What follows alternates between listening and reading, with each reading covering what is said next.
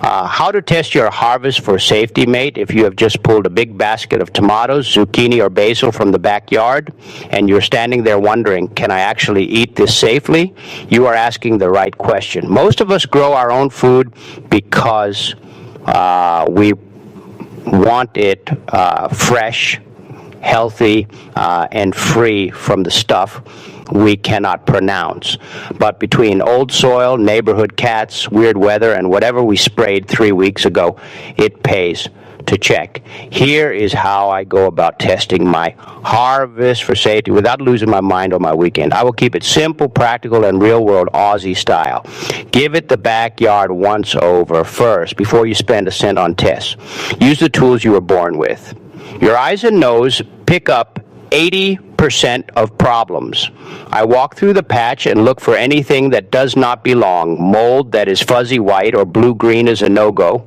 Slimy patches on lettuce, black spots that sink into fruit, or anything that smells sour or like a footy change room gets tossed. Give everything a good rinse under the tap and rub the leaves gently. You would be surprised how much dust, bird poo, and stray bacteria wash off with plain water. That step alone makes a huge difference for food safety. Figure out what you actually need to test, for not every garden has the same risks. Think about your setup and what might be in play. If you live in an older suburb with paint flaking off the fence, or you are near a main road, heavy metals like lead in the soil are worth checking. Lead hangs around for decades, and root veg and leafy greens can take it up. If you use manure, chook poo, or compost that did not get hot enough. Bacteria like E. coli and salmonella are the main worry. Same if the neighbor's dog treats your veggie patch like a toilet. If you have sprayed for aphids, caterpillars, or powdery mildew, even with organic stuff, chemical residues are on the list. The risk is low when you follow the label, but if you forgot what you used or when you used it, testing helps.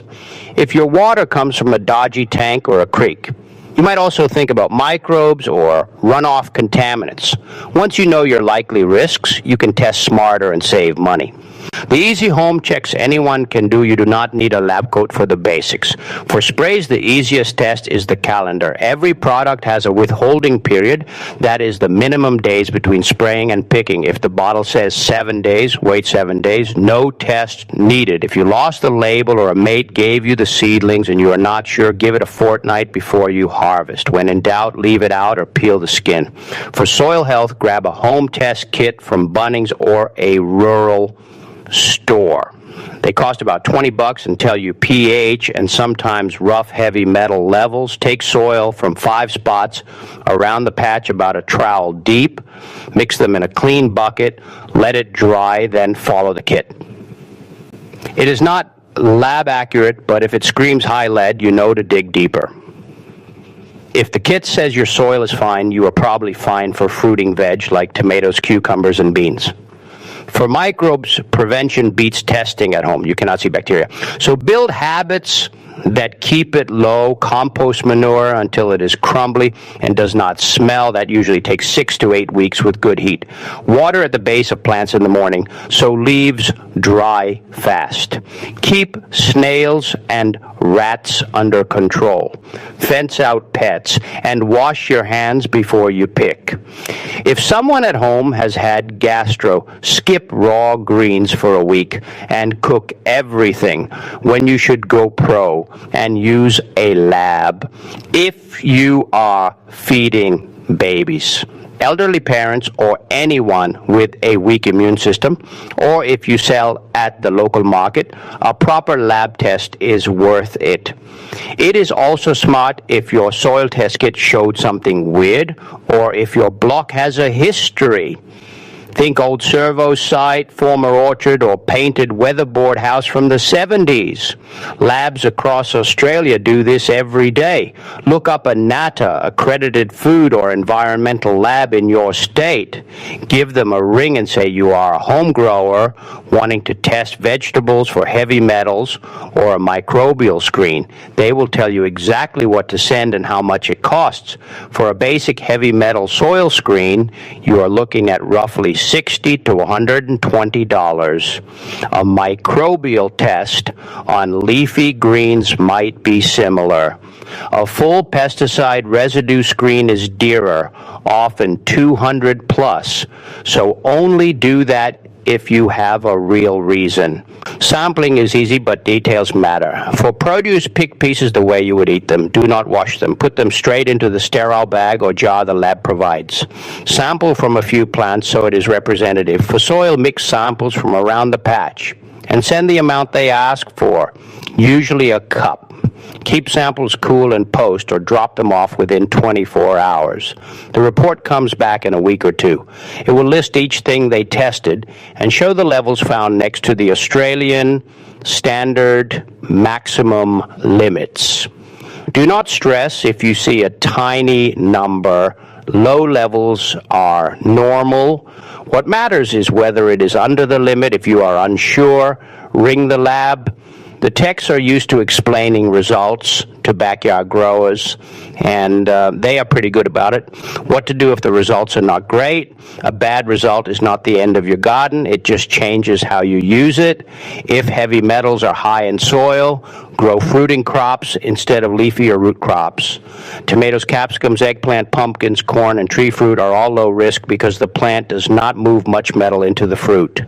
Save your spinach, silver beet, carrots, and beetroot for raised beds filled with clean soil, or grow them in big pots.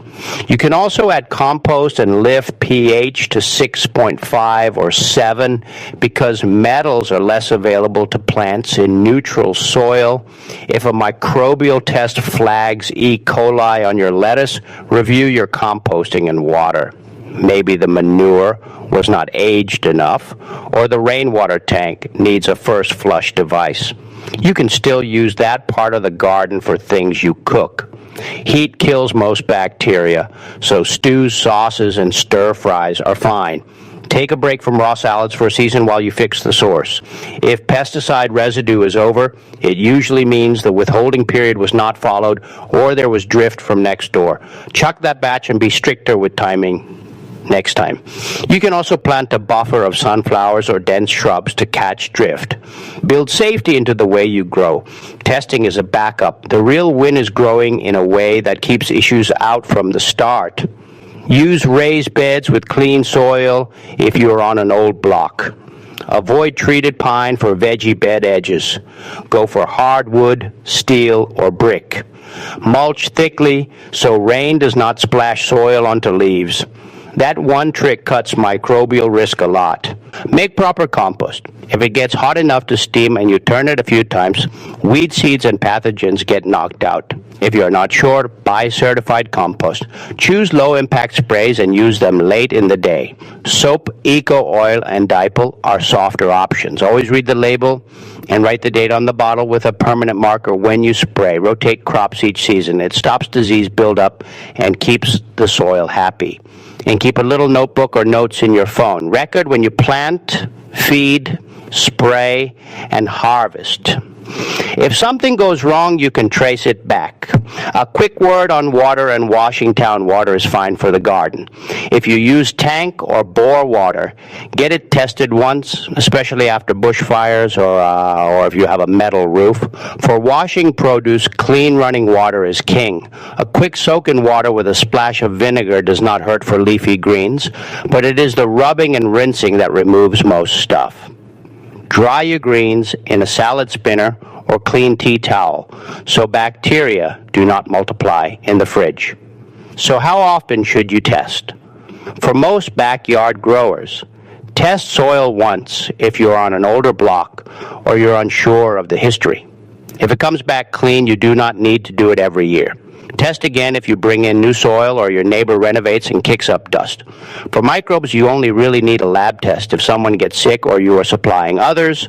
Otherwise, good habits and a good wash cover it. For sprays, just respect the withholding period and you are set. The takeaway for Aussie home growers. Growing your own food should feel good, not stressful. Start with your senses, know your patch, keep it clean, and test when it makes sense. A $20 soil kit and a bit of common sense handle most situations.